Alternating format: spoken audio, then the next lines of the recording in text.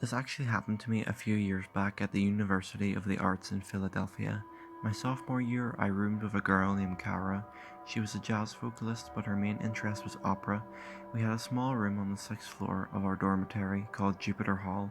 The walls were thin, and our last night singing and voice practices would keep me up late.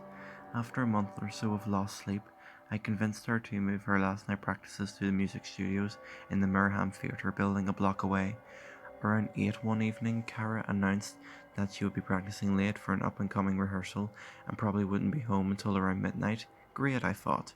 That means I can go to bed early. I was beat. I had a horrible day in the acting studio, and I was ready to pass out as soon as I had dinner.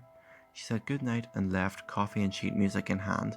I made some grilled cheese and soup, gobbled it down, and immediately began to prepare for bed. By the time I got out of the shower, my eyelids were so heavy I could hardly brush my teeth. I pulled on my PJs and crawled into the top bunk of our bunk bed. I was out as soon as my head hit the pillow.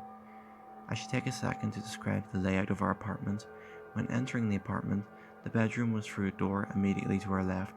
Our bathroom was inside the bedroom, just past the bunk beds. U-Arts is nice in the sense that you don't have to share bathrooms.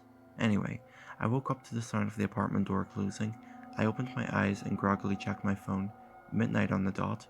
I rolled back over and closed my eyes.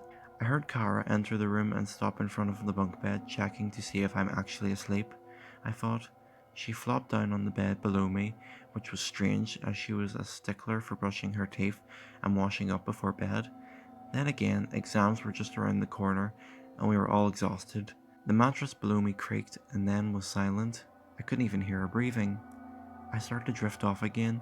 I was just on the edge of a deep sleep when I was startled awake again by a noise, a key in the lock, the door opening, and Cara entering our apartment, humming an opera tune.